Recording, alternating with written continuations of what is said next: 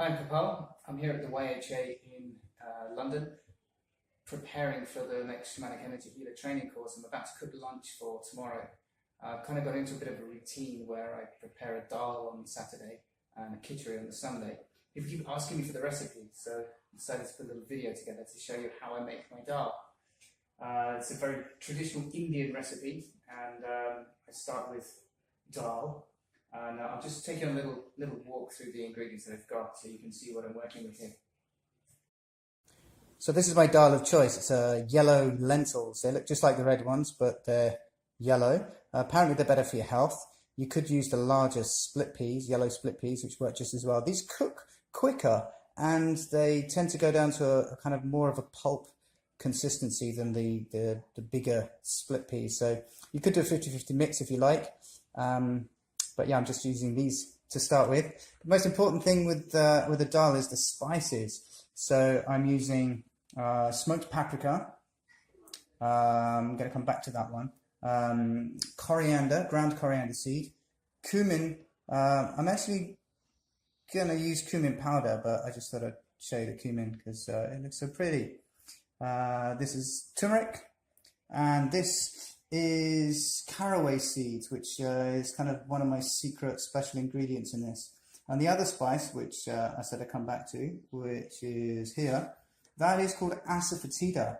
A lot of people get confused when I tell them that I don't cook with onions or garlic. And they're like, yeah, but why does it taste so good and there's no onions and garlic in it? This is like the secret ingredient. It's easy to find. Actually, they sell it now in like large supermarkets. It kind of gives the flavor that you might get from onions and garlic, but without any of the sort of unwanted side effects that you might get from those two medicinal plants. I might talk a little bit more about that later. Another secret ingredient, here's a little bit of product placement, Marmite. It just makes everything taste so good. It's probably the only dish that I make with cauliflower. I don't know why, but it just is. I never throw away the leaves. Cauliflower leaves probably got more nutrients in than any other part of the cauliflower. And if you like free food, you could go to your local market and ask them for the cauliflower leaves, which they tend to just cut off and throw away. You might tell them you've got a pet rabbit or something, and they might, be more inclined to give you the leaves if they think you're going to eat it themselves. They might try and sell it to you. This is spring greens, just to add a bit more chlorophyll to the meal. Everyone's favorite, spinach. Again, possibly the only recipe that I use where I put carrots in. It just goes so nicely in this dish. Gotta put peas in a Dahl, otherwise to me it's just not a proper Dahl. These are frozen peas. Petit pois tend to be the nicest ones. They've got a lot more flavour than, and they're softer. It's got a nicer texture than the garden pea variety. And fresh coriander. So those are the main ingredients. I will blend the spices together and we'll start cooking. So only 3 other ingredients that I'll be using in this Dahl. Lemons to taste. We'll use some juice. We'll put some in at the end. Coconut milk, which just gives a really lovely kind of exotic creaminess to the Dahl. And I will be frying the spices, and I'll be doing that in coconut oil. And the reason for that is that all vegetable oils, when heated, the complex molecule that makes them up becomes aberrated, and the body doesn't recognize it as food and attacks it. The immune system goes wild. But coconut oil is the only vegetable-based oil that can be heated to a high temperature and doesn't change its molecular structure. So if you're not using coconut oil, it may be better to use animal fats than vegetable fats, but we're keeping this very vegan. And one more ingredient to add to the list of ingredients that I nearly forgot to tell you about is grated ginger. I don't peel the ginger, I use it with the skin because the inside of the ginger is heating but the outside is cooling, so this way it has a very balanced effect. It's not the best equipped kitchen in the world. They didn't even have a knife here. I had to go to reception and ask to borrow one. It's not especially sharp, but kind of making its way through these cauliflower leaves. There we go.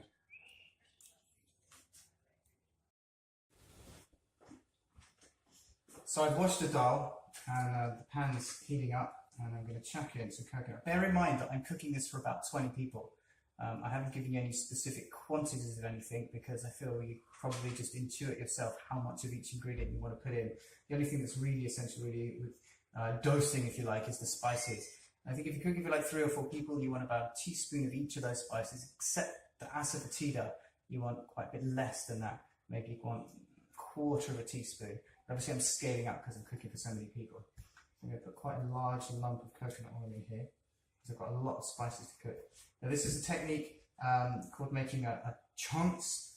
Don't ask me how to spell that because it's originally spelled in Sanskrit. I don't know how to read or write in Sanskrit. We heat the oil until it melts and then we add the spices to that. We just cook the spices gently for a little while. Once they've started bubbling a little bit, you can add the ginger and stir that up. And then I'm going to put the Dahl in on top of that. So, where's my spoon? Very poorly equipped kitchen. I'd love to do this with a wooden spoon, but they just don't have one. So the oil's nice and hot. I'm going to pour in my spices. And I'm going to mix that with a plastic spoon.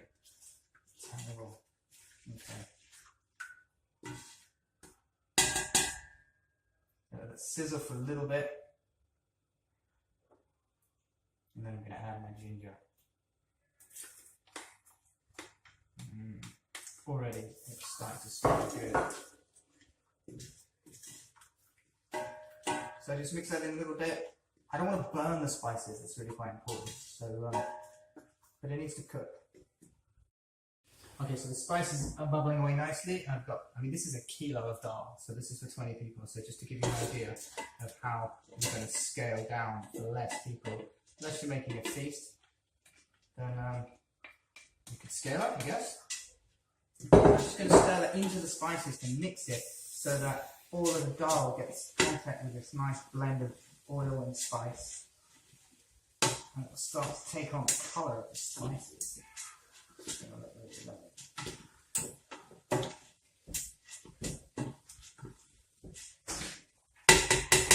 Next thing I want to add would be some water.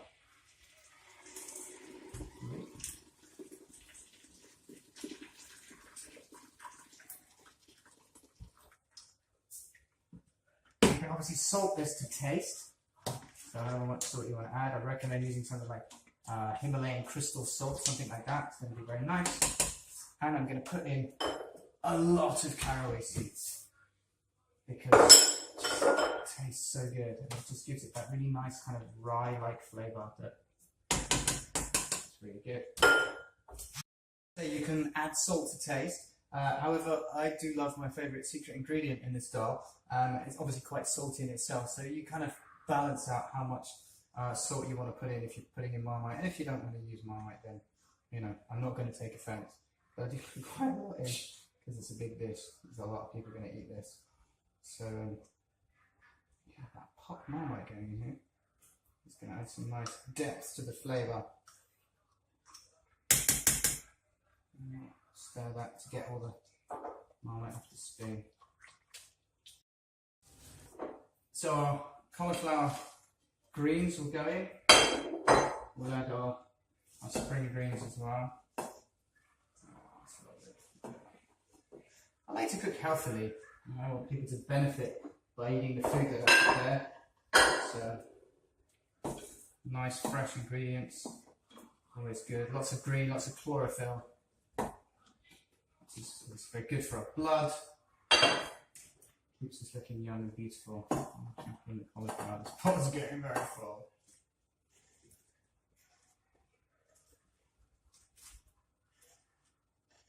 So now I'll just sit there on top. I'm going to give that a little bit of a stir and I'll let it cook for a while longer. Okay, so the whole onion thing is really interesting. I spent time living in monasteries in India, and they have a very specific diet. They call it a sattvic diet. They categorize food into different categories. And sattvic basically is all the stuff that's really good for you. And onions and garlic don't fall into that category. And we think, well, garlic's really good for the heart, and onions, surely they're good for you. They kind of are, but they're as a medicine. They have their specific purposes, and if we use them all the time, we don't get so much of the health-giving properties that we need from them when we get sick. And the thing about onions is they tend to have this ability to heat the mind and make it very overactive. And I quite like to have a peaceful mind. So taking onions out of my diet is very beneficial for me. And also, I don't really like the way they make me smell. This is not good. Okay, so I've put the peas in already. I'm going to put in a pot this size juice of about half a lemon. And I'm going to chuck in a little spinach on top. I'm going to sit there like that. Nice big pile of coriander. That's going to go on top as well. I'm just going to stir that in. And the heat from the pan will be enough to melt the peas and to wilt the spinach and the coriander down. I'm just going to leave that to sit now because it's done. But I'm going to have a taste while you're in camera. Oh, that's awful. No, I'm joking. It's really nice. Hope you enjoy it. Let me know how you get on. I've already added the coconut milk as well.